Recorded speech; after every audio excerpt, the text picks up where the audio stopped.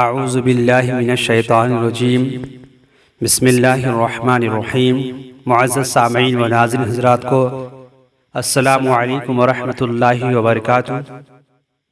میرے پیارے اور عزیز دوستو، آج پھر سے میں آپ کے سامنے ایک بہت ہی بہترین سا ویڈیو لے کر حاضر ہوا ہوں، جس میں آج ہم آپ کو بتائیں گے کہ لوگوں کی شر سے آپ کیسے محفوظ رہ سکتے ہیں اور برے لوگوں کی شر سے آپ محفوظ رہنے کے لیے آپ کو کون سی دعا پڑھنی ہے، آج کی اس ویڈیو میں ہم بتائیں گے۔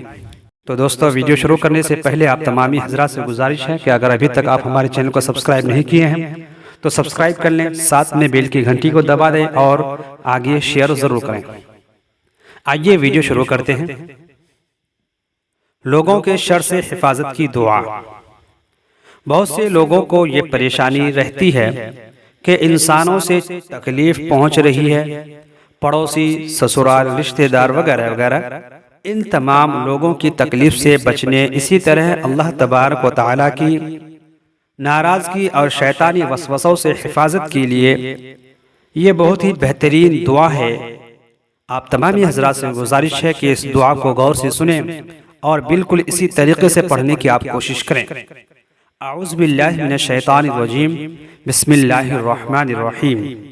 اعوذ بکلمات اللہ التامات من غضبہ وعقابہ وشر عبادہ ومن ہمزات الشیاطین وان یحضرون۔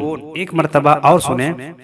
اعوذ بکلمات اللہ التامات من غضبہ وعقابہ وشر عبادہ ومن ہمزات الشیاطین وان یحضرون۔ تو دوستو، آج کی ویڈیو آپ کو کیسی لگی کمنٹ باکس میں ضرور بتائیں۔